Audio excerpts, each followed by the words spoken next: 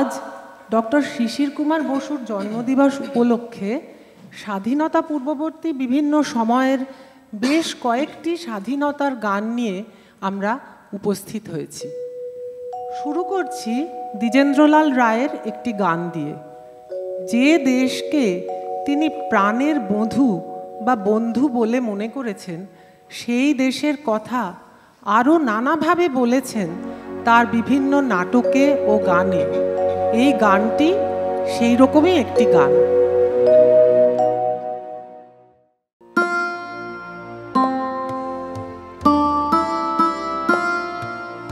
যেদিন শুনিল জলধি হইতে উঠিলে জননী ভারতবর্ষ, উঠিল বিশ্বে সে কি কলরব, সে কি মা ভক্তি, সে কি মহার্ষ। সেদিন তোমার প্রভায় ধরার প্রভাত হইল গভীর রাত্রি, বন্দিল সবে জয় মা জননী জগত্তারিণী জগদ্ধাত্রী। ধন্য হইল ধরণী তোমার চরণ কমল করিয়া স্পর্শ, গাইল জয় মা জগন মোহিনী জগৎ জননী ভারতবর্ষ।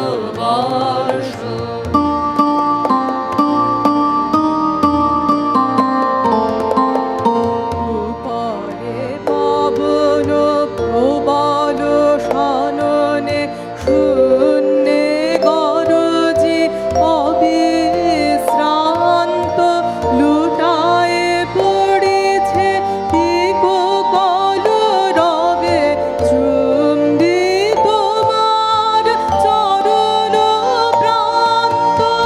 উপরে জলদ হানিয়া বজ্র করিয়া প্রলয় সলিল বৃষ্টি, চরণে তোমার কুঞ্জ কানন কুসুম গন্ধ করিছে সৃষ্টি। ধন্য হইল ধরণী তোমার চরণ কমল করিয়া স্পর্শ, গাইল জয় মা জগন মোহিনী জগৎ জননী ভারতবর্ষ।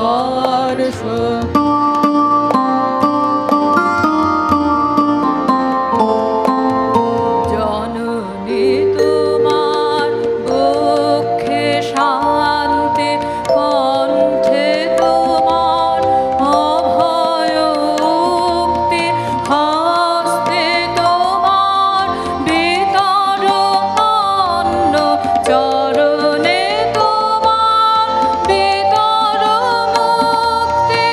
জননী তোমার সন্তান তরে কত না বেদনা, কত না হর্ষ, জগৎ পালিনী জগত্তারিণী জগন মোহিনী Bharatvarsha.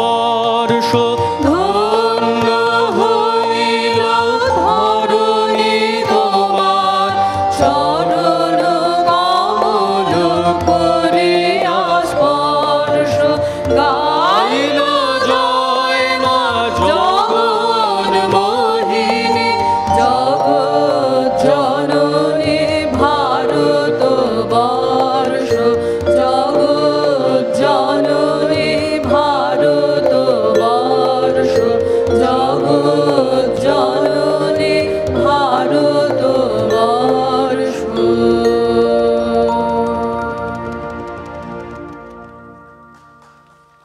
Good evening, Jai Hind, and welcome to this birthday celebration for Dr. Shishir Kumar Bose. This celebration is tinged with sadness, and let me share the reason why with you, friends of Netaji Research Bureau. On 15th January, about 2.5 weeks ago, we lost a long-serving staff member of Netaji Research Bureau, Srimati Sujata Mondol. Sujata Mondol, who was only 45, was diagnosed with a very difficult medical condition sometime in 2021. And she finally lost her brave fight against that medical condition on 15th January 2024. Sujata was one of our live-in staff, so she lived right here, just beyond this auditorium, in the staff quarters of Netaji Research Bureau for almost 30 years.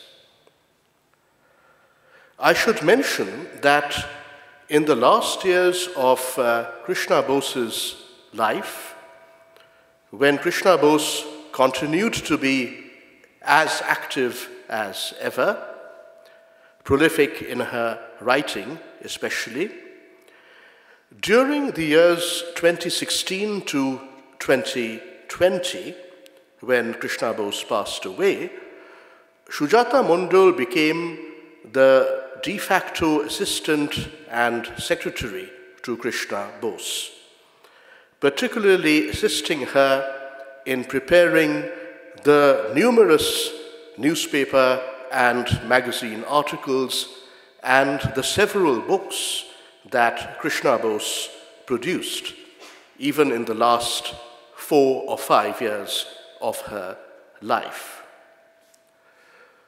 Sujata Mondol's life has been tragically cut short by the cruel arm of fate, but her 3 decades of devoted service to Netaji Research Bureau will forever be remembered by us with gratitude.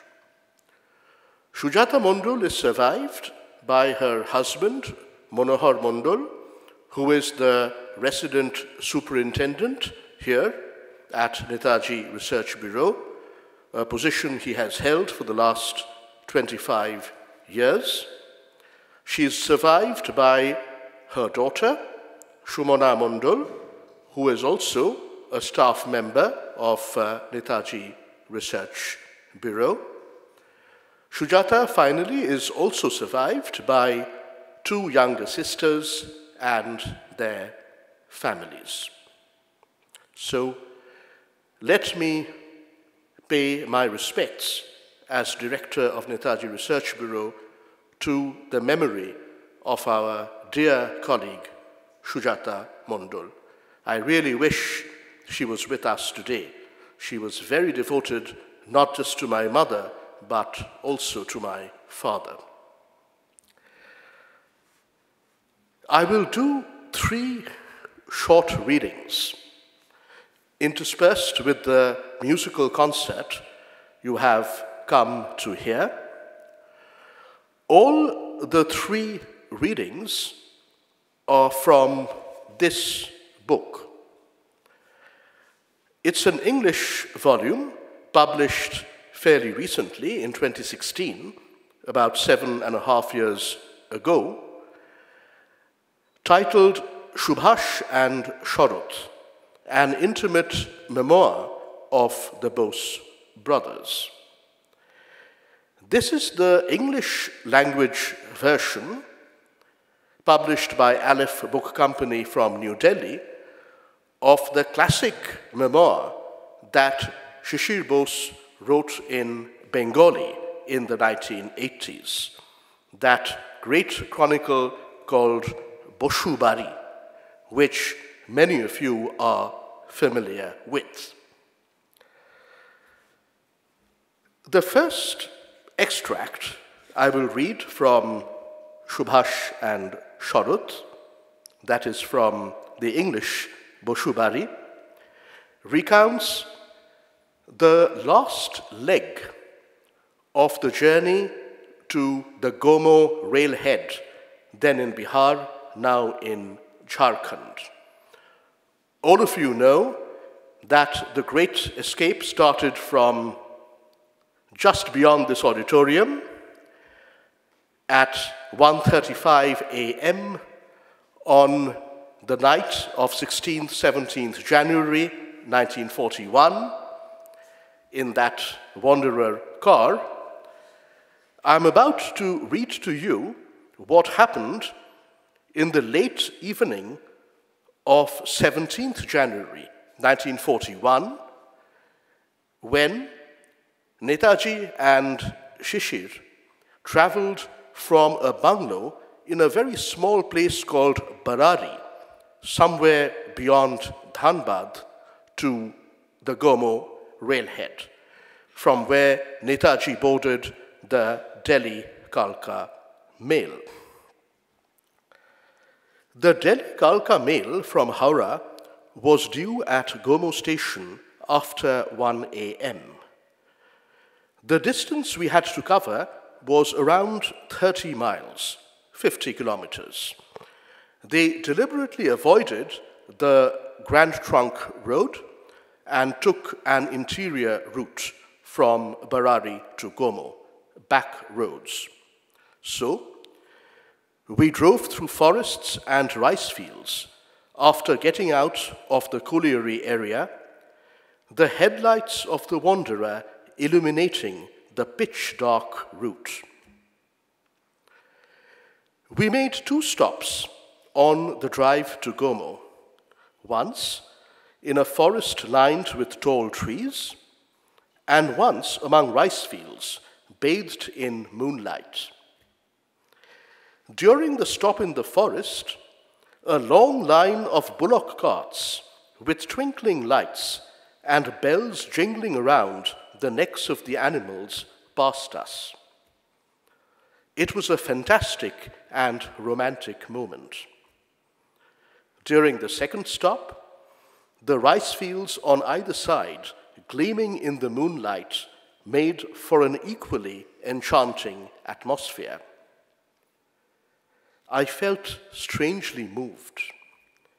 I remember wondering whether this tranquility in the heart of nature was the prelude to a storm in our country. When we reached the station at Gomo, probably around midnight, there was still some time before the train's arrival. I parked the car outside the station and took Rangakaka Babu's luggage out of the car. The station was very quiet on a winter night at that hour, and we were able to find a sleepy porter after some difficulty. He picked up the luggage. Uncle and we looked at each other in silence for a few moments. Then he said, "I am leaving, you go back." This is in translation. The Bengali phrase Subhash Chandra Bose uttered was, "Ami chollam, tomra phire jao." Ami chollam, tomra phire jao. Then he walked with calm, deliberate steps towards the overbridge leading to the train platform.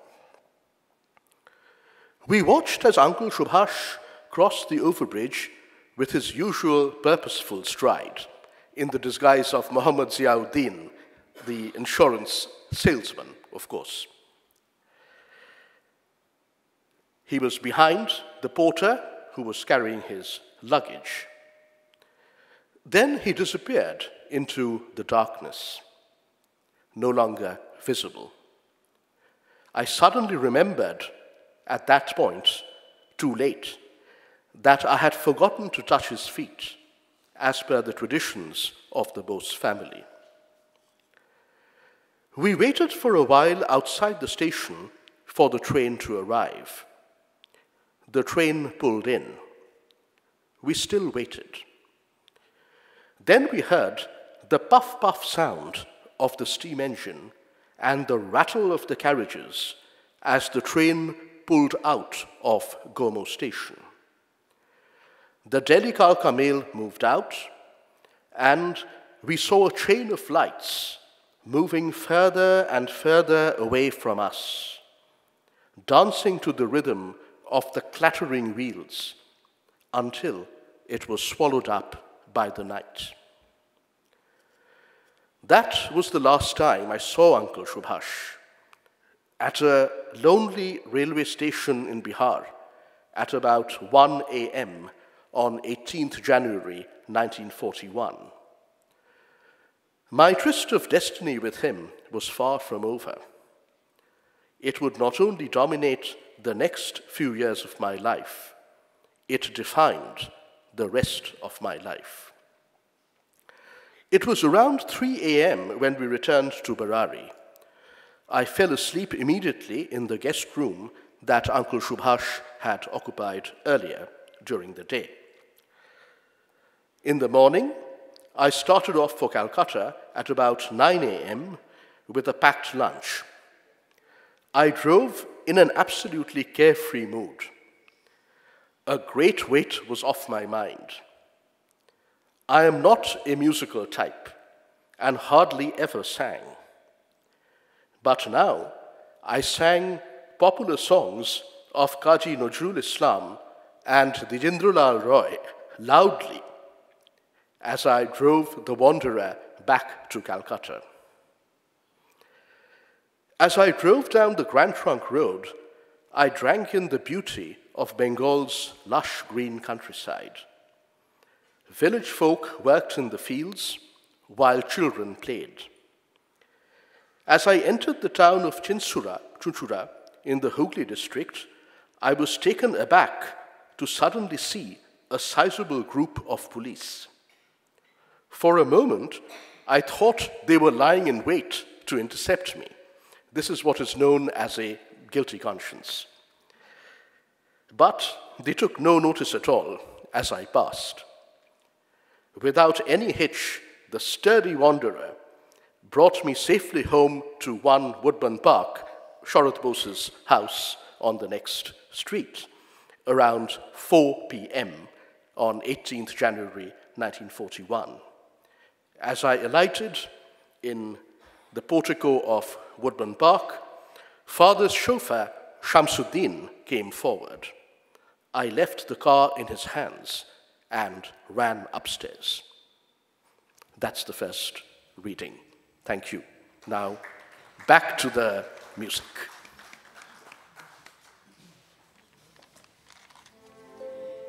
এবারের গানটি রচয়িতা রঙ্গলাল বন্দ্যোপাধ্যায়।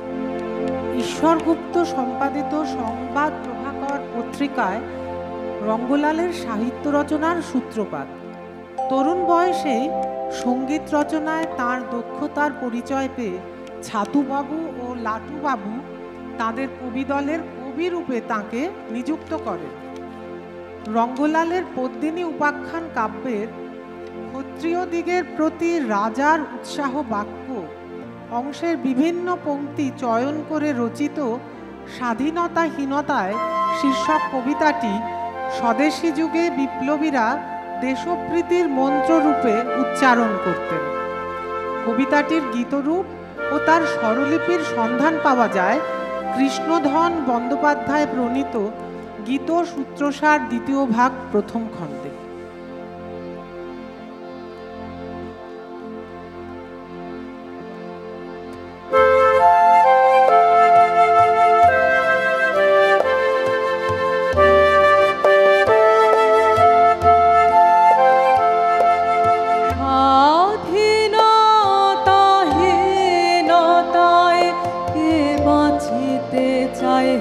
কে বাঁচিতে চায়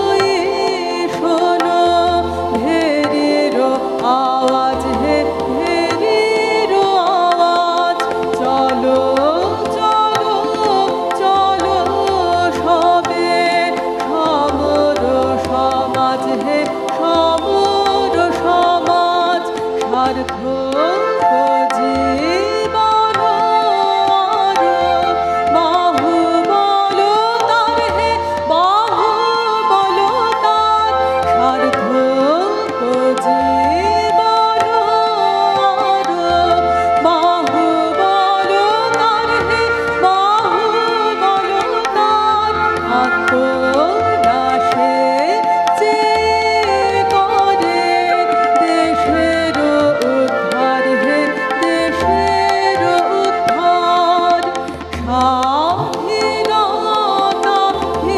স্বাধীনতাহীনতায় কে বাঁচিতে চায় হে কে বাঁচিতে চায় দাসত্ব শৃঙ্খল বল কে পরিবে পায় হে কে পরিবে পায় স্বাধীনতাহীনতায়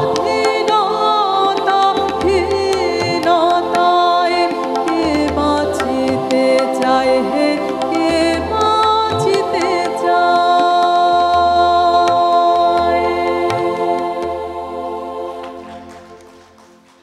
1905 সালে বঙ্গভঙ্গ বিরোধী আন্দোলনে রবীন্দ্রনাথের শ্রেষ্ঠ দান রাখি বন্ধন উৎসবের পরিকল্পনা ও রাখি সঙ্গীত রচনা।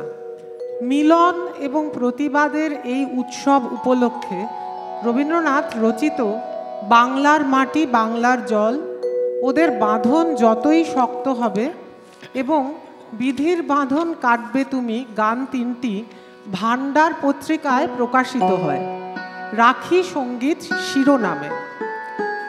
এবারের পরিবেশনা ওদের বাঁধন যতই শক্ত হবে।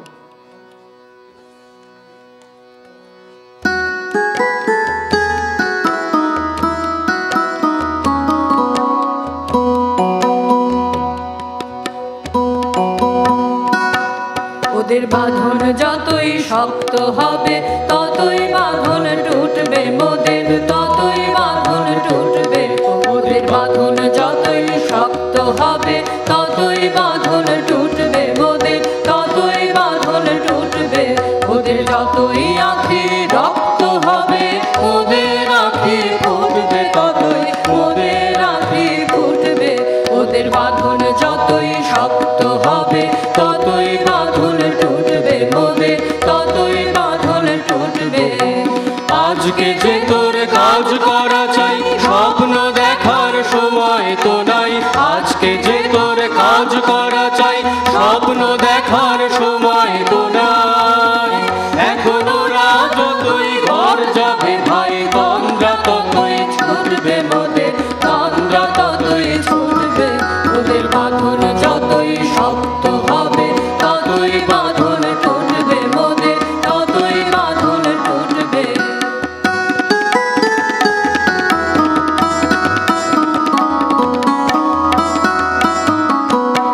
ওরা ভাঙতে যতই চাবে জোরে গড়বে ততই দ্বিগুণ করে ভাঙতে যতই চাবে জোরে গড়বে ততই দ্বিগুণ করে ওরা যতই রাগে মারবে রেখা ততই যে ঢেউ উঠবে ওরে ততই যে ঢেউ উঠবে তোরা ভরসা না ছাড়িস কভু জেগে আছেন জগৎ প্রভু ভরসা না ছাড়িস কভু জেগে আছেন জগৎ প্রভু ওরা ধর্ম যতই দলবে ততই ধুলায় ধ্বজা লুটবে ওদের ধুলায় ধ্বজা লুটবে ওদের বাঁধন যতই শক্ত হবে ততই বাঁধন টুটবে মোদের ততই বাঁধন টুটবে ওদের যতই আঁখি রক্ত হবে মোদের আঁখি ফুটবে ততই মোদের আঁখি ফুটবে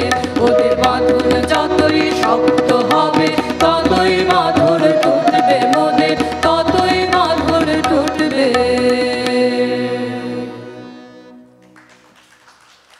পরের গানটি চারণ কবি মুকুন্দ দাসের রচনা। অশ্বিনী কুমার দত্ত স্বদেশ মন্ত্রে দীক্ষা দিয়ে তাকে চারণ কবি রূপে পরিচিত করেন। তিনি নিজে গান ও পালা রচনা করতেন এবং একসময় যাত্রা গান গেয়ে সারা দেশ মাতিয়ে তুলতেন।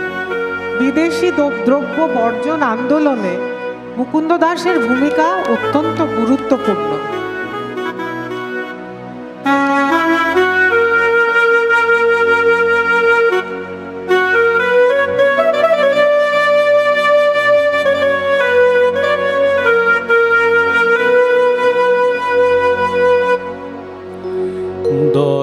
হাজার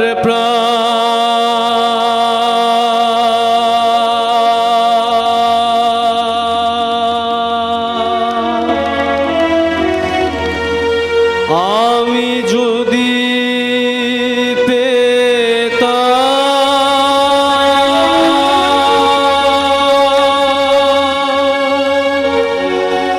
আমি যদি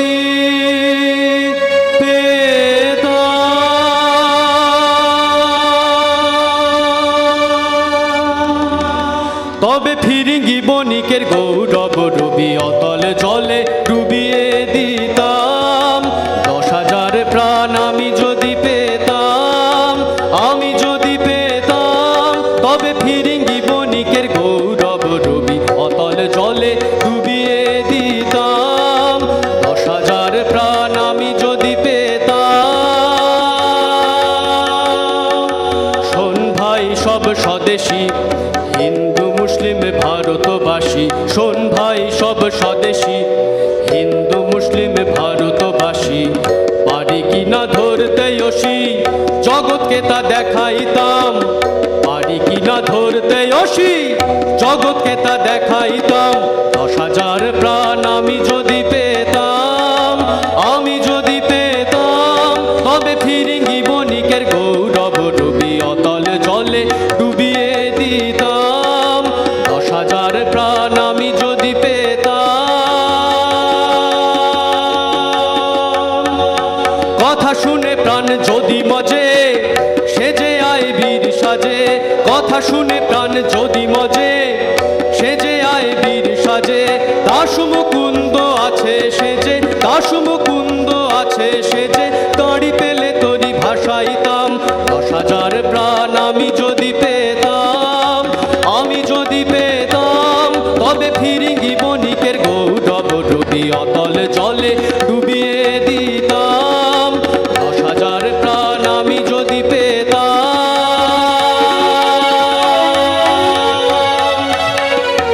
আমি যদি পেতাম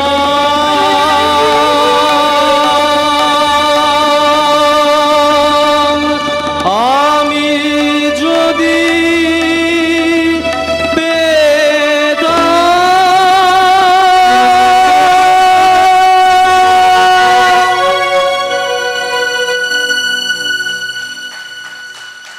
মহর্ষি দেবেন্দ্রনাথের মধ্যম পুত্র, রবীন্দ্রনাথের মেজ দাদা, সত্যেন্দ্রনাথ ঠাকুরের সহপাঠী, ন্যাশনাল পেপার পত্রিকার সম্পাদক নবগোপাল মিত্রের উদ্যোগে 1867 সালে প্রতিষ্ঠিত হয়েছিল হিন্দু মেলা বা জাতীয় মেলা।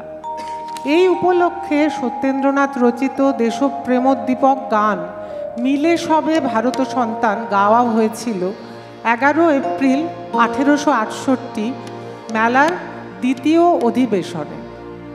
প্রবোধচন্দ্র সেন মনে করেছেন গানটি উদ্ধৃতি ভারতবর্ষের প্রথম জাতীয় সঙ্গীত আখ্যা লাভের অধিকারী, উদ্ধৃতি শেষ। গানটি সম্পর্কে বঙ্কিমচন্দ্র লিখেছিলেন উদ্ধৃতি এই মহাগীত ভারতের সর্বত্র গীত হউক, গঙ্গা যমুনা সিন্ধু নর্মদা গোদাবরী তটে বৃক্ষে বৃক্ষে মর্মরিত হউক, পূর্ব পশ্চিম সাগরের গভীর গর্জনে মন্দীভূত হউক, এই 20 কোটি ভারতবাসীর হৃদয় যন্ত্র ইহার সঙ্গে বাজিতে থাকুক, উদ্ধৃতি শেষ।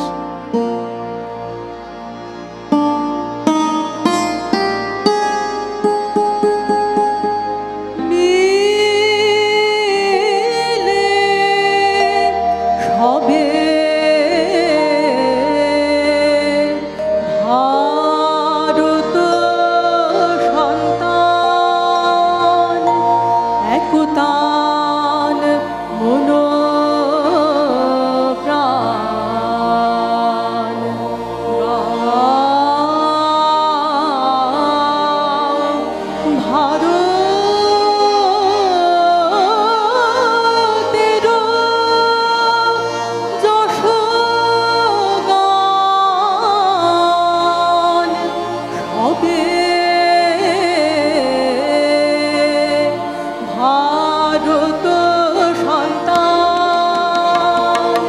ভারত ভূমির তুল্য আছে কোন স্থান, কোন আদ্রি অগ্রভেদী হিমাদ্রি সমান, ভারত ভূমির তুল্য আছে কোন স্থান, কোন আদ্রি অগ্রভেদী হিমাদ্রি সমান, ফলবতী বসুমতী স্রোতস্বতী পুণ্যবতী, ফলবতী বসুমতী স্রোতস্বতী পুণ্যবতী, শতকোটি কতমণি রত্নের নিধান, শতখনি কতমণি রত্নের নিধান, হোক ভারতের জয়, জয় ভারতের জয়, গাও ভারতের জয়, হোক ভারতের জয়, কি ভয় কি ভয়, গাও ভারতের জয়। রূপবতী সাধ্যে সতী ভারত ললনা, কোথা দেবে তাদেরও তুলনা, শর্মিষ্ঠা সাবিত্রী সীতা, দময়ন্তী পতিব্রতা, অতুলনা ভারত ললনা, হোক ভারতের জয়, জয় ভারতের জয়, গাও ভারতের জয়, হোক ভারতের জয়, কি ভয় কি ভয়, গাও ভারতের জয়। কেন ডর ভীরু তোর সাহস আশ্রয়, যত ধর্ম তত জয়। ছিন্ন ভিন্ন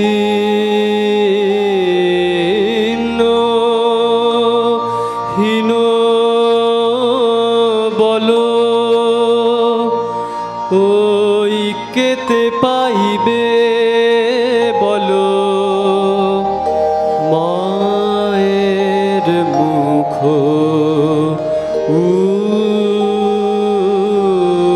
উজ্জ্বল হইবে নিশ্চয়, হোক ভারতের জয়, জয় ভারতের জয়, গাও ভারতের জয়, হোক ভারতের জয়, কি ভয় কি ভয়, গাও ভারতের জয়, জয় ভারতের জয়, গাও ভারতের জয়, হোক ভারতের জয়, কি ভয় কি ভয়, গাও ভারতের জয়। 1921 সালের 10 ডিসেম্বর ব্রিটিশ সরকার চিত্তরঞ্জন দাশকে কারারুদ্ধ করলে তার সম্পাদিত পত্রিকা বাঙ্গালার কথার সম্পাদিকা হলেন তার স্ত্রী বাসন্তী দেবী। এই সময় একদিন বাসন্তী দেবী তার দেবর সম্পর্কিত সুকুমার রঞ্জন দাশকে বাঙ্গালার কথায় ছাপানোর উদ্দেশ্যে একটি কবিতার জন্যে নজরুল ইসলামের কাছে পাঠালেন। মুজফফর আহমেদ তার কাজী নজরুল ইসলাম স্মৃতিকথা বইতে লিখেছেন, শ্রী সুকুমার রঞ্জন কবিতার জন্যে 3/4 সি তালতলা লেনে নজরুল আর আমার বাসায় এসেছিলেন, না এসেছিলেন 32 নম্বর কলেজ স্ট্রিটে, তা আমি এখন ভুলে গেছি। মোটের ওপর অন্যদিকে মুখ ফিরিয়ে নজরুল তখনই কবিতা লেখা শুরু করে দিল। এই কবিতাটি ছিল নজরুল ইসলামের ভাঙার গান বা কারারই লৌহ কপাট। গানটি 1922 সালের 20শে জানুয়ারি বাঙ্গালার কথায় ছাপা হয়েছিল। তদানীন্তন ব্রিটিশ সরকার গানটি বাজেয়াপ্ত করেছিল।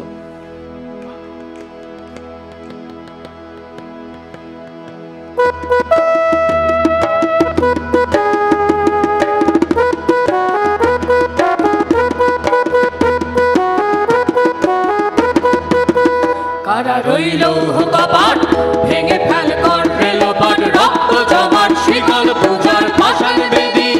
কারা রইল কপাট ভেঙে ফেল কর রেলপাট, রক্ত জমাট শিকল পূজার পাষাণ বেদি।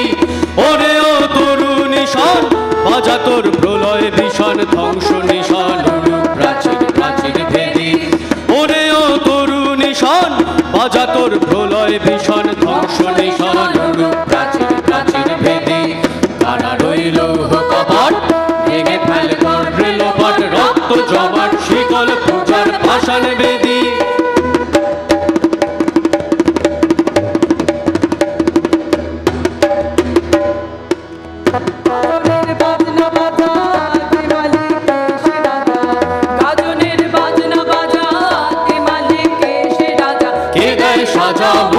স্বাধীন সত্য কেরে কে দেয় সাজা, মুক্ত স্বাধীন সত্য কেরে। হা হা হা পায় যে হাসি ভগবান করবে ফাঁসি, সর্বনাশী শিখারে এহিন তথ্য কেরে। হা হা হা পায় যে হাসি ভগবান করবে ফাঁসি, সর্বনাশী শিখারে এহিন তথ্য কেরে। কারা রইল কপাট ভেঙে ফেল কর রেলপাট, রক্ত জমাট শিকল পূজার পাষাণ বেদি।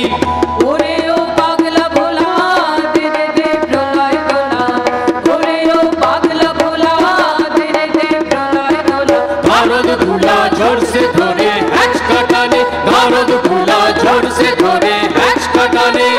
मार हाथ हैदारी हाथ कांधे ने दुंदुभि ढाक, डाक करे डाक मृत्यु के डाक जीवन पाने। मार हाथ हैदारी हाथ कांधे ने दुंदुभि ढाक, डाक करे डाक मृत्यु के डाक जीवन पाने। कारा रइल कपाट ভেঙে ফেল কর রেলপাট, রক্ত জমাট শিকল পূজার পাষাণ বেদি। নাচে ওই কাল বসেখি কাটাবি কাল বসেখি, নাচে ওই কাল বসেখি কাটাবি কাল বসেখি। দেরে দেখি ভীম কারার ওই ভিত্তি নারী, দেরে দেখি ভীম কারার ওই ভিত্তি নারী। লাথি মার ভাঙরে তালা যত সব বন্দিশালায়, আগুন জ্বালা আগুন জ্বালা ফেল পানি।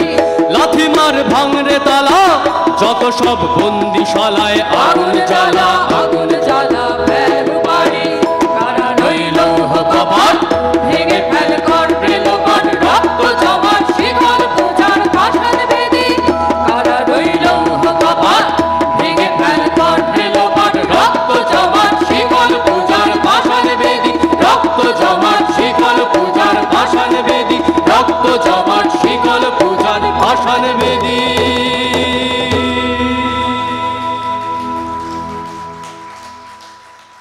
স্বাধীনতা সংগ্রামে উৎসর্গীকৃত বীর শহীদদের নিয়ে যেসব গান রচিত হয়েছে তা দীর্ঘকাল ধরে স্বদেশী বিপ্লবীদের প্রেরণা জুগিয়েছে।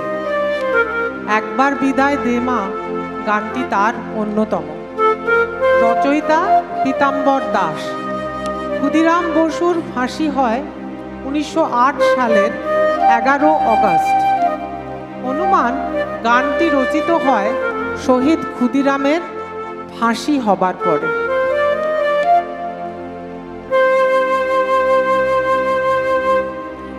একবার বিদায় দে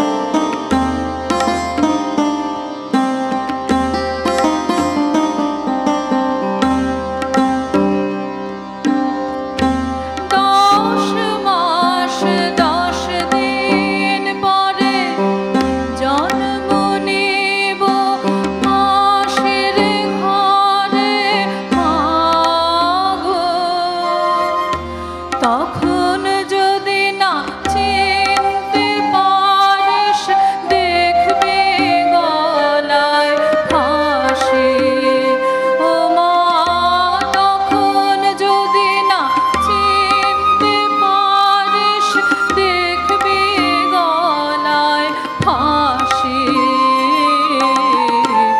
একবার বিদায় দে মা ঘুরে আসি একবার বিদায় দে মা ঘুরে আসি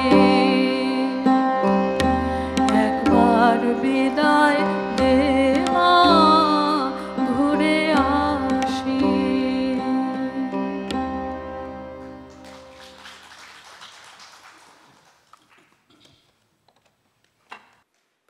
The concert today, Songs of Freedom, Muktir Gan, features many of Shishir Bose's personal favorites, including the first one, Jedin Shunilo Jolothi Hoite, Uthile Janani Bharato Borsho. This entire performance is being recorded and will be posted on our YouTube channel, Netaji Research Bureau's YouTube channel, in a few days' time. So we can all, and many others I hope, always come back to it and enjoy this splendid concert over and over again. However, there is something special in listening to something as good as this live. The second of the three readings is about Shishir Bose's time in the Lahore Fort, where he spent 3.5 months from mid-October 1944 until early February 1945 as a guest of the British Empire. Shishir Bose was snatched off the street on Lee Road, just here, one morning in the autumn of 1944, when he was on his way from his home, 1 Woodman Park, walking towards the lower circular road to take the tram to his daily studies at the Calcutta Medical College. He was first taken to the Special Branch headquarters on Lord Sinha Road, then taken by plane. It was his first plane ride at the expense of the British Empire, to Delhi, with a stopover in Allahabad. While landing in Allahabad, he has written, he particularly enjoyed the confluence of the Ganga and the Jamuna. There was a great view of that from the plane. He spent approximately 10 days in an underground cell, a dungeon cell in the Red Fort in Delhi. He has written about that too, and he had the opportunity to revisit that part of the Red Fort and that very cell 5 decades later in the 1990s. There's a photograph of him revisiting his cell in the Red Fort among the illustrations in this book. Then he was taken by train to the Lahore Fort. And here I read from the text, his account. They took me to the Delhi Junction railway station. It was already dark and the station was very crowded. As I was taken through the hall and then along the platform in handcuffs, I looked around in the vain hope of spotting a known face so that the news might reach home. কেউ যদি দেখে ফেলে, যদি মাকে জানায়, বিভাবতী বসুকে, who had no idea where he was. In the rush of strangers all around me, I felt sorry that not a single person seemed to be in the least concerned about a young man, obviously a political prisoner, being dragged in handcuffs along the crowded platform. I felt even more sorry when I thought of Uncle Subhash fighting in the hills and forests of northeast India at the head of the Provisional Government of Free India, while his countrymen were occupied with mundane chores. At that moment, I felt very alone. They put me in a reserved coupe on the Punjab Mail and locked the doors. I expected them now to take off the handcuffs. The officer in whose charge I was seemed to read my mind and said there were orders not to take the handcuffs off under any circumstances during the journey. He said, "What can we do? Revolutionary prisoners like you lose no opportunity to run away." They would not free my hands even when I went to the toilet. One constable sat just outside the toilet door with the end of the chain firmly in his grasp, while the other constable kept his rifle cocked and ready. Fortunately, I am a good sleeper. I slept fairly well. It was an overnight train. Even in that situation, there was peace in sleep. The nightmare returned as soon as I woke up. The train reached Lahore early in the morning. I was kept waiting inside the train for some time, and then a Sikh officer arrived. As I alighted in my handcuffs, he stared at me and said in English, "So this is the man." This time, I was put in a horse-driven tonga, not a prison van, as in Delhi. I was asked to sit in the front next to the coachman, the driver, or Garuan, and the Sardarji sat behind me, firmly holding the chain of my handcuffs. As the tonga sped along the dusty roads of Lahore, the officer directed the driver to take us to the Kila. I think we were driven into the fort by a special entry point. I recognized this to be the Shah Burj Gate when I revisited the Lahore fort along with Krishna Bose in 1994. There's a picture of Shishir Bose standing in front of the Shah Burj Gate in 1994 of the Lahore fort, which is displayed on the Shishir Bose wall, which runs along the driveway of Netaji Bhavan. I was kept waiting for a while in front of a two-storied building inside the fort while the officer went in. After a while, he came back and led me into the building. I passed through a hall with wooden floors, with rooms on one side, and came out on a terrace. Then I had to go down a few steps to reach my cell. By this time, a ferocious-looking man, I learned later that his name was Khan Sahib and that he was the Lahore fort's in-house torturer, the torturer in residence, that was his profession, had taken charge of me. Khan Sahib opened the iron gate of cell number 12 with a large key.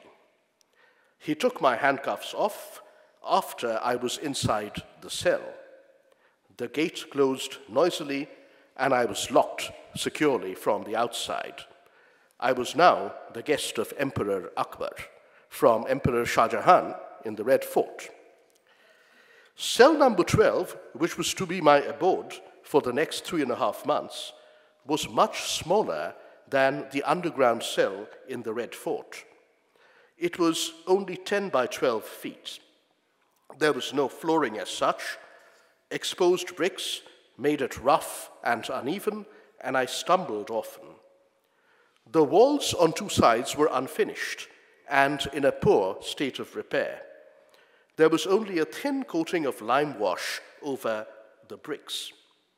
The northeast side was entirely exposed to the elements with strong iron bars.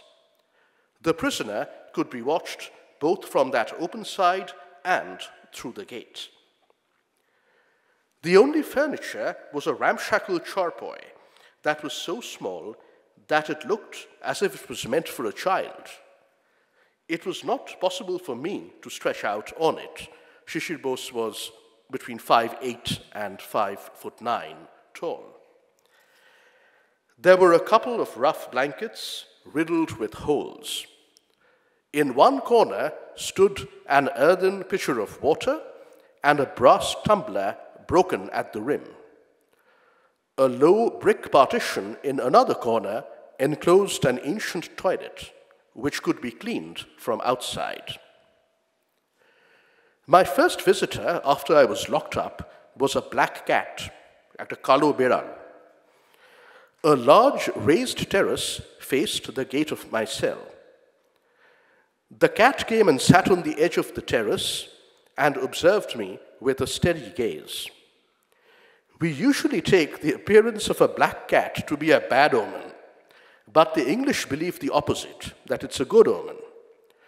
I tried to persuade myself that since we were under British rule, the English view should prevail. A little later, a handsome deer, a horin, appeared outside my cell and looked at me with much curiosity. I started feeling amused. This place was a zoo in reverse. The deer came to the yard quite often during the next 3.5 months and stood in front of my cell. I looked forward to its visits. The nights were particularly difficult. A bright light was focused on me from the ceiling of my cell all night.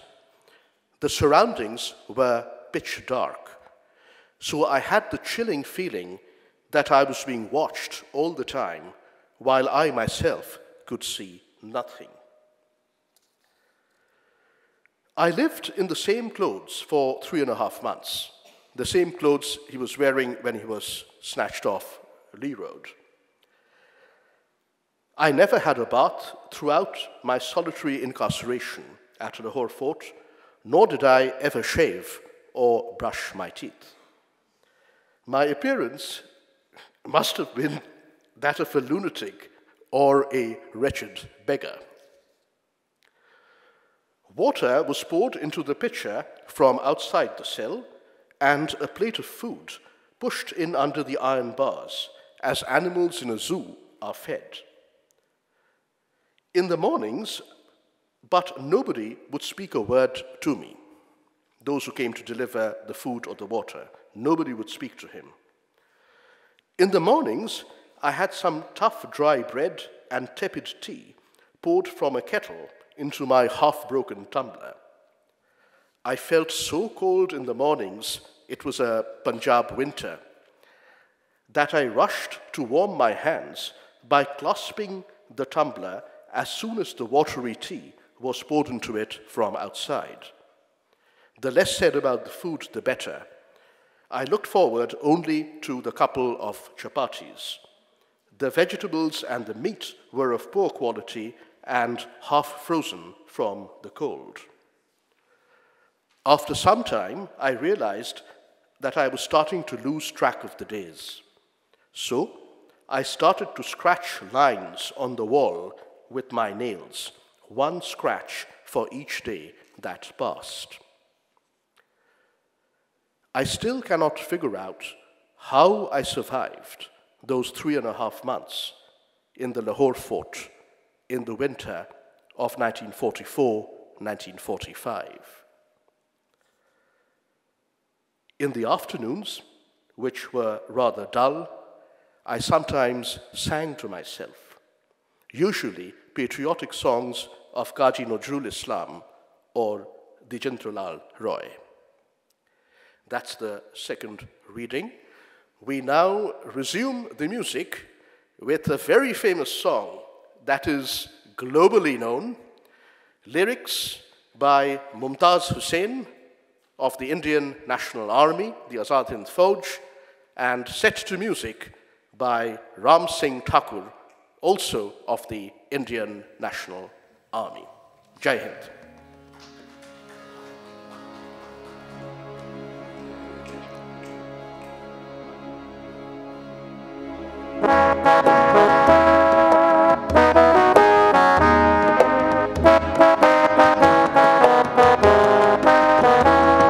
कदम कदम बढ़ाए जा, खुशी के गीत गाए जा, ये जिंदगी है कौम की तो कौम पे लुटाए जा। कदम कदम बढ़ाए जा, खुशी के गीत गाए जा, ये जिंदगी है कौम की तो कौम पे लुटाए जा। कदम कदम बढ़ाए जा। तू शेर हिंद आगे बढ़, मरने से फिर भी तू न डर। तू शेर हिंद आगे बढ़, मरने से फिर भी तू न डर। उड़ा के दुश्मनों का सर जोशे वतन बढ़ाए जा। कदम कदम बढ़ाए जा, खुशी के गीत गाए जा, ये जिंदगी है कौम की तो कौम पे लुटाए जा।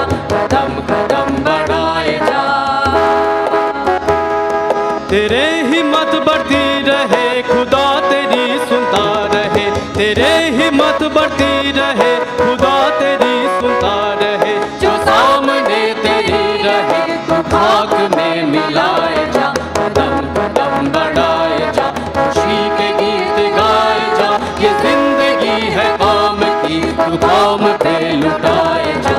कदम कदम बढ़ाए जा। चलो दहली पुकार के कौमी निशान संभाल के।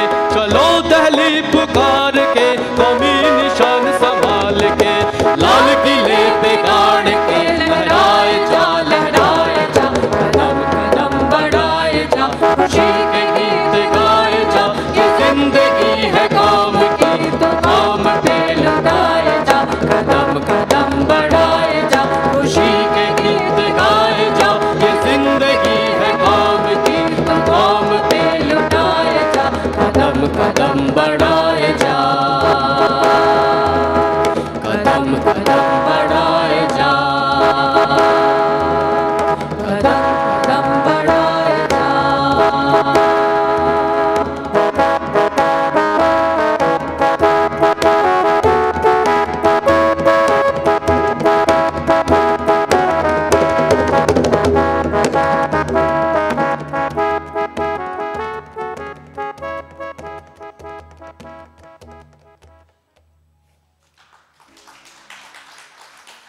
1905 সালে বঙ্গভঙ্গ আদেশ রদের জন্যে বাংলায় যে স্বদেশী আন্দোলনের সূত্রপাত ঘটে, সেই সময় কলকাতায় অক্ষয় কুমার সরকারের মেসে এসে উঠেছিলেন রজনীকান্ত সেন।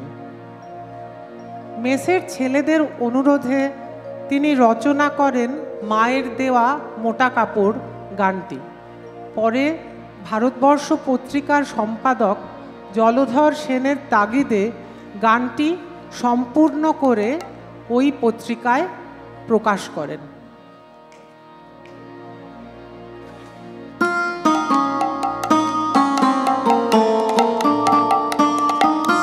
মায়ের দেওয়া মোটা কাপড় মাথায় তুলে নে রে ভাই, মায়ের দেওয়া মোটা কাপড় মাথায় তুলে নে রে ভাই। দিন দুঃখিনী মাঝে তোদের তার বেশি আর সাধ্য নাই।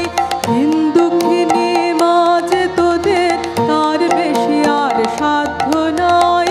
মায়ের দেওয়া মোটা কাপড় মাথায় তুলে নে রে ভাই, মায়ের দেওয়া মোটা কাপড় মাথায় তুলে নে রে ভাই। ওই মোটা সুতোর সঙ্গে মায়ের অপার স্নেহ দেখতে পাই।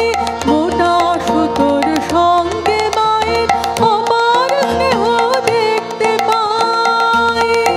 আমরা এমনি পাষাণ তাই ফেলে ওই পরের দোরে ভিক্ষা চাই। এমনি পাষাণ তাই ফেলে ওই পরের দোরে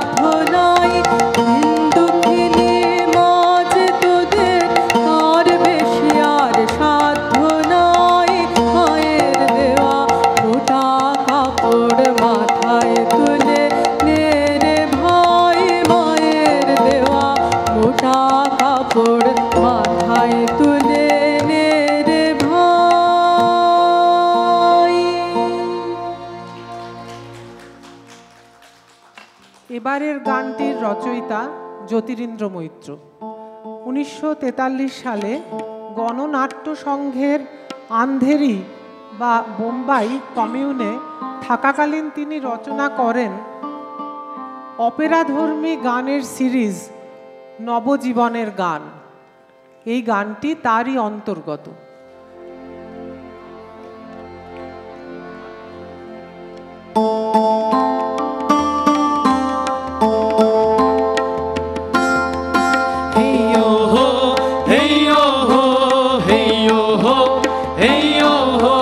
ঝড়ে ভাঙা ঘর কত বলিষ্ঠ বাহু ওঠাবে, ঝড়ে ভাঙা ঘর কত বলিষ্ঠ বাহু ওঠাবে।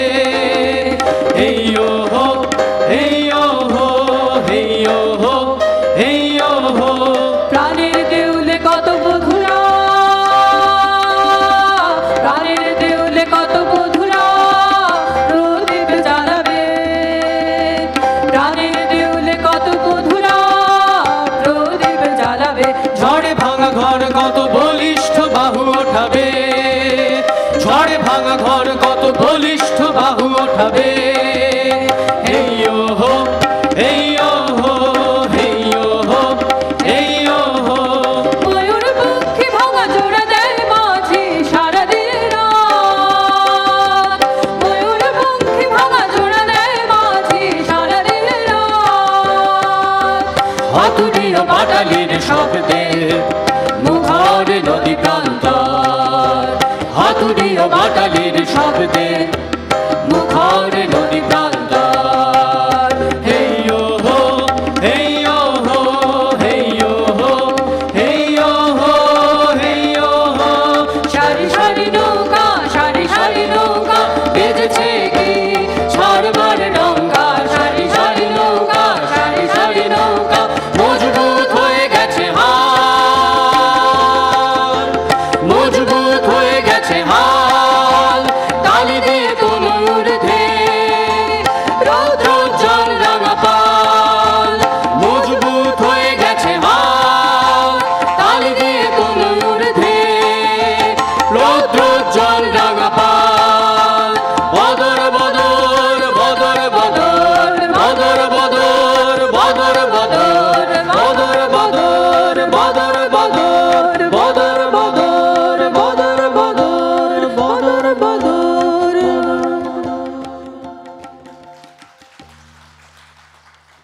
এখন আবারও পরপর দুটি রবীন্দ্রনাথের গান। প্রথমটি 1903 সালে রচিত এবং পরেরটি 1905 সালে রচিত।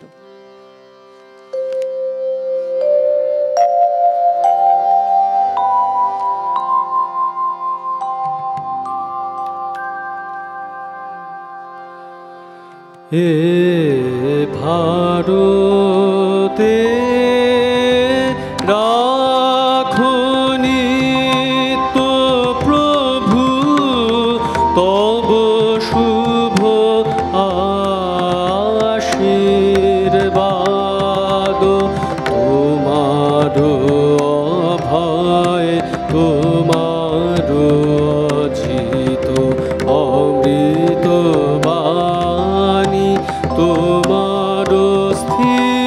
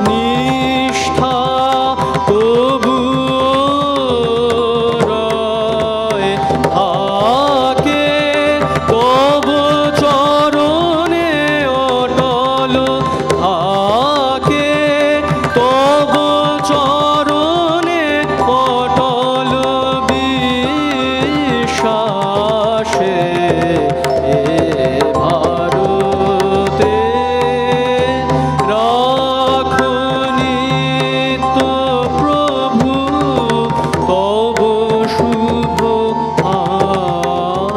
আশীর্বাদ তোমার অভয় তোমার অজিত অমৃত বাণী তোমার স্থির অমর আশা এ ভারতে রাখো নিত্য প্রভু তব শুভ আশীর্বাদ।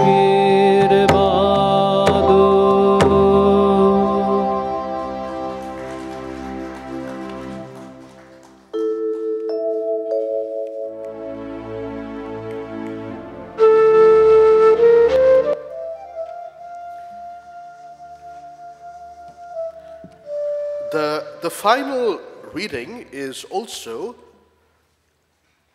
from the Lahore fort. Shishir Bose was transferred from the Lahore fort to a medium security prison in Layalpur, also in the Punjab. It's the present day Pakistani city of Faisalabad. That transfer happened perhaps even on his 25th birthday, February 2nd, 1945. But before that, he was to have many more interesting experiences beyond the ones you've already heard about this evening. It was the second week of December 1944, so Shishir Bose had already been at the Lahore fort for close to 2 months at that point. One day, I felt an unusual flurry of activity around me. The jail staff were scuttling about. I felt something was going to happen.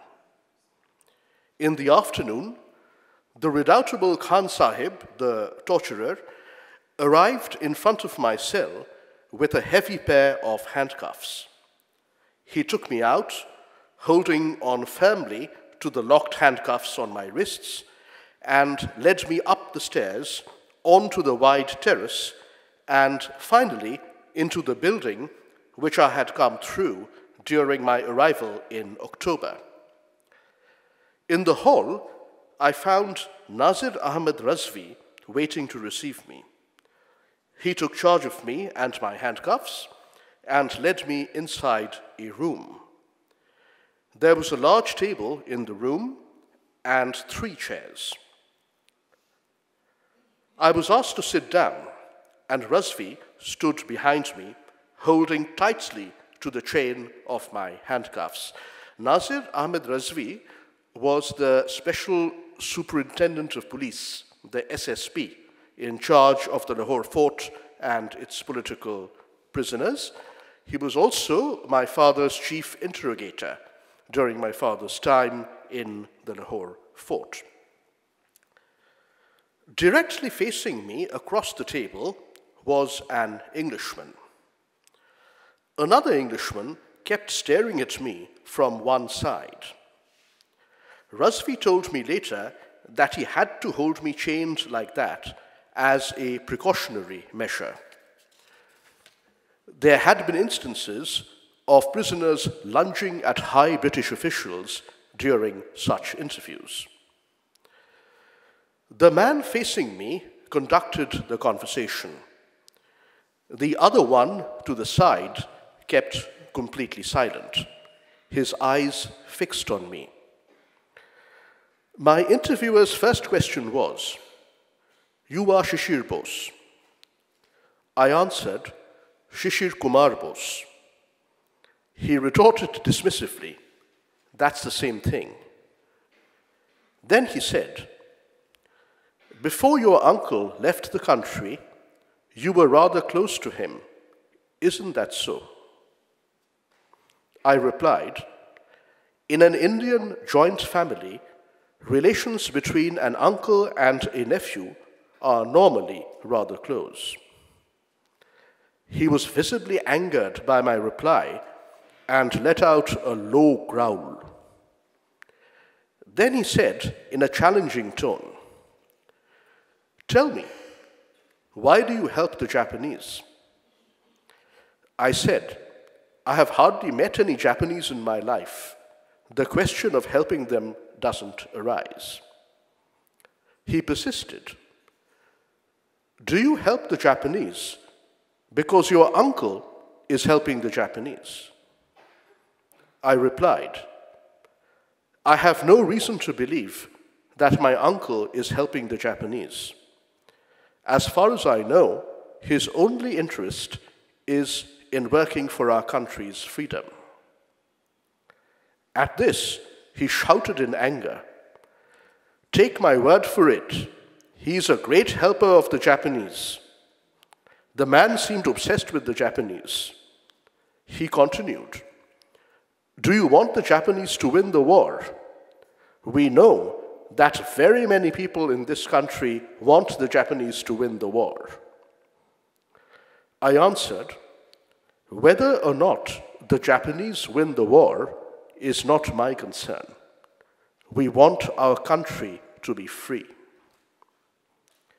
Then he said in a threatening tone, "You have landed yourself in a great deal of trouble by helping the Japanese. Your father is in prison. Sharat Bose had been incarcerated in South India since December 1941. He was only released in September 1945. At the same time, Shishir too was finally released from the Layalpur jail. One of your older brothers is in England, I am told.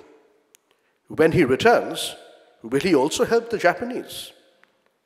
I said, "There is no reason to think so. In my case, I think there has been a mistake somewhere." The official raised his voice. "There is no mistake. The government of India does not bring anyone to the Lahore fort by mistake. You are in great trouble. Remember, there is a war going on. I am sure you know what the punishment is for helping the enemy in wartime." Later, Shishir Bose found out that the man he had this conversation with was none other than Sir Richard Tottenham, the Additional Secretary, Home Department of the Government of India, who had come down specially to meet him from New Delhi. There are, incidentally, 3 portraits of Richard Tottenham, who is described as a colonial administrator, in the collections of the National Portrait Gallery in London. After the encounter, Khan Sahib took charge of me again and took me back to my cell. The same evening, though, they brought me back to the same room. The seating arrangement in the room was unchanged, but now Razvi was sitting at the head of the table instead of Tottenham. Razvi handed me my charge sheet, signed by Tottenham and dated 7th November 1944, New Delhi, so a few weeks before this interview took place.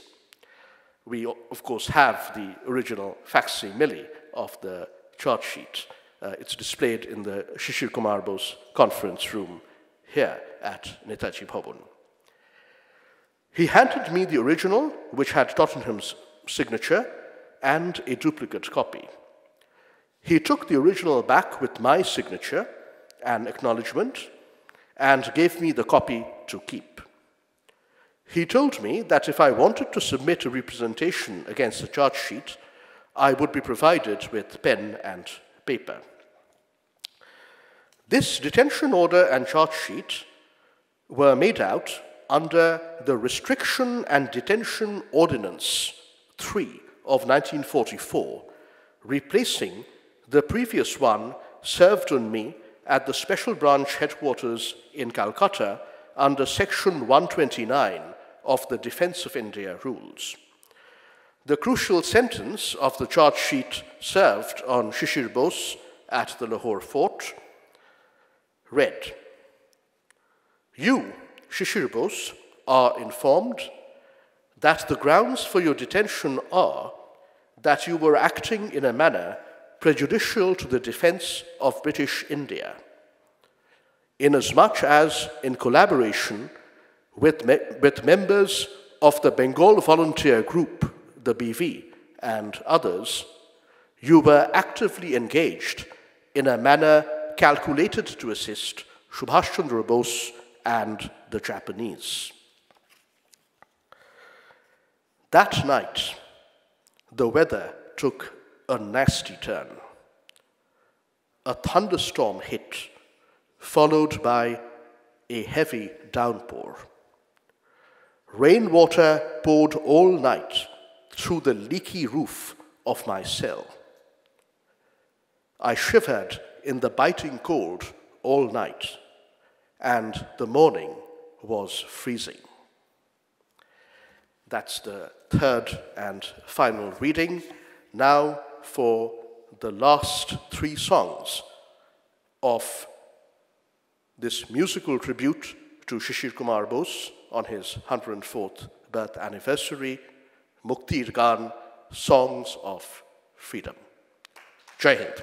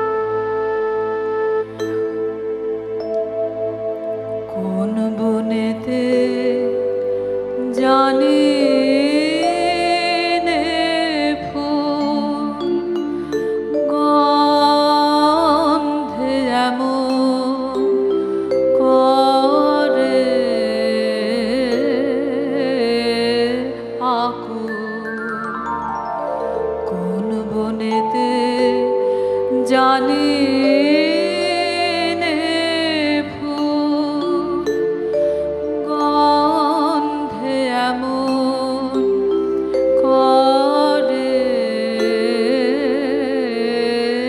আগুন কোন গগনে ওঠে রে চাঁদ এমন হাসে হেসে কোন গগনে ওঠে রে চাঁদ এমন হাসে হেসে আঁখি মেলে তোমার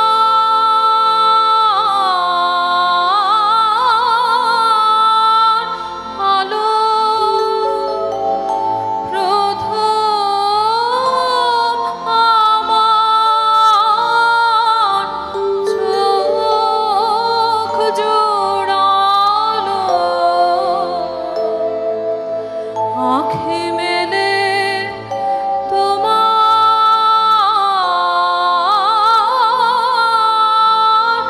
আলো প্রথম আমার চোখ জোড়ালো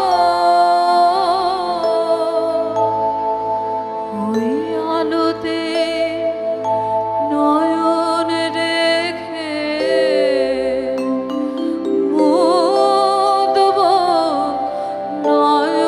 নয়ন শেষে ওই আলোতে নয়ন রেখে মুদব নয়ন শেষে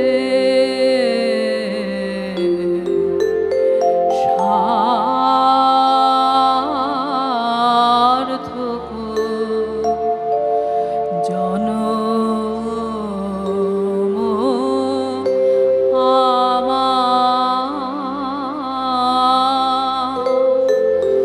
জন্মেছে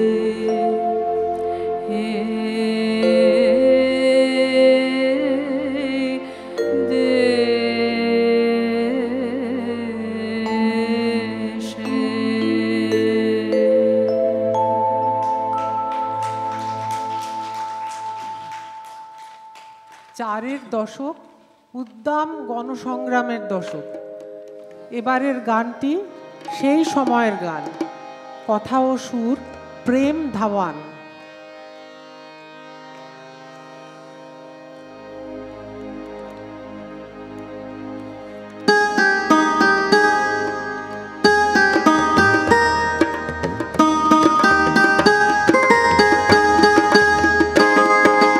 उठा है तूफान ज़माना बदल रहा जागा है इंसान ज़माना बदल रहा उठा है तूफान ज़माना बदल रहा जागा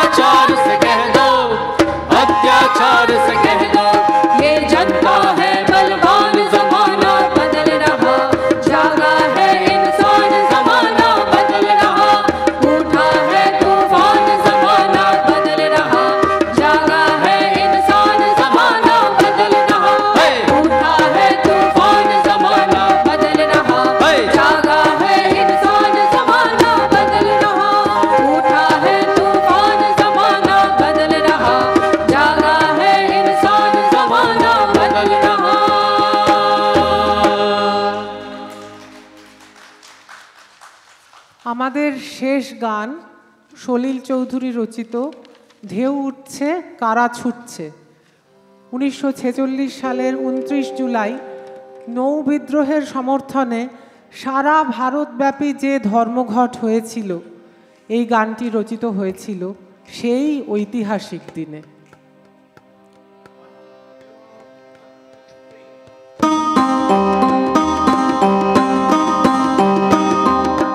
ঢেউ উঠছে কারা ডুবছে আলো ফুটছে প্রাণ জাগছে। ঢেউ উঠছে কারা ডুবছে আলো ফুটছে প্রাণ জাগছে। ঢেউ উঠছে কারা ডুবছে আলো ফুটছে প্রাণ জাগছে। ঢেউ উঠছে কারা ডুবছে আলো ফুটছে প্রাণ জাগছে জাগছে জাগছে। ঢেউ উঠছে কারা ডুবছে আলো ফুটছে প্রাণ জাগছে।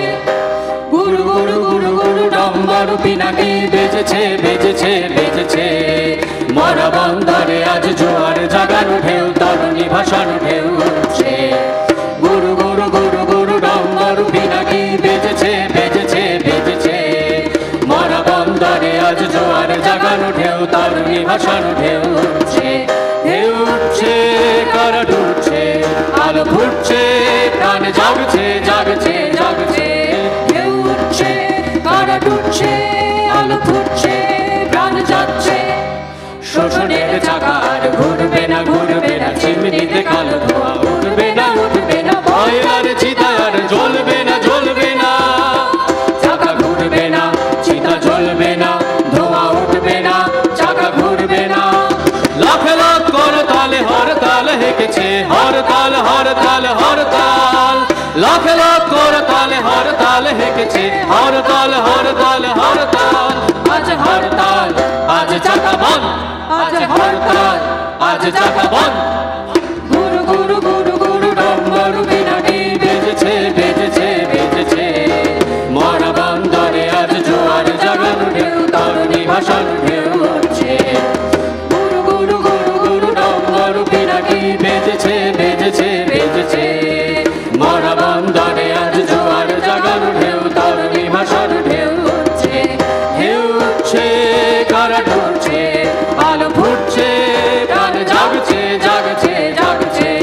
ঢেউ উঠছে কারা ডুবছে আলো ফুটছে প্রাণ জাগছে। আর পারবে না ভোলাতে মধুমাখা ছুড়িতে জনতাকে পারবে না ভোলাতে। আর পারবে না ভোলাতে মরিচিকা মায়াতে বিভেদের ছলনায় ছড়িতে। আর পারবে না ভোলাতে মধুমাখা ছুড়িতে জনতাকে পারবে না ভোলাতে। আর পারবে না ভোলাতে মরিচিকা মায়াতে বিভেদের ছলনায় ছড়িতে।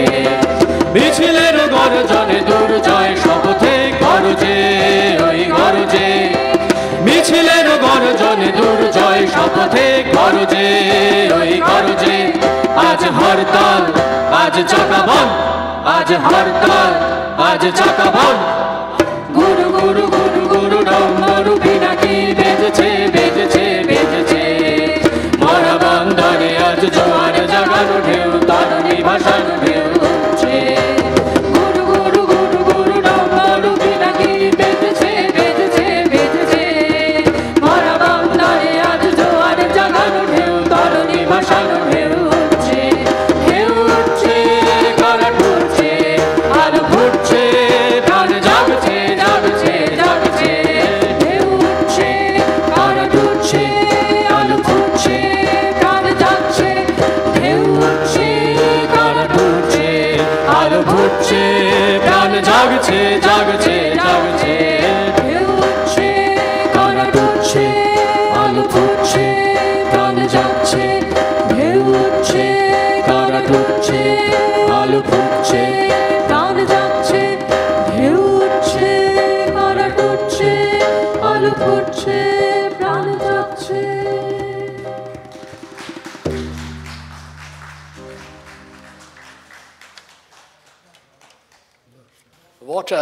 What a moving experience this has been. It's after a very long time that both Shubhantra and I were able to be here on our father's birth anniversary, the 2nd of February. Please join me in congratulating the musicians, Siddhartha Bhattacharya on tabla. He has been with us on many, many occasions. Debashish Shaha on keyboard. The program was beautifully compared by Bollari. Thank you very much. And our three young and very, very talented singers, Debasrita, Prakriti, and Pratyush. I'm just going to present to them the original Boshubari. You heard excerpts from the English version, Subhash and Sharat, but this was a book that was first serialized in Anandamala in the 1980s, and that generation of children growing up would wait for the next issue. So with this gift, we really express our gratitude for paying such a worthy musical tribute to a freedom fighter and someone who dedicated his entire life to the nation, especially to the children of the nation. As I was listening to your songs and Sharthako Janamo Amar, I was just thinking, what a beautiful country we had. When will we win it back? Jai Hind.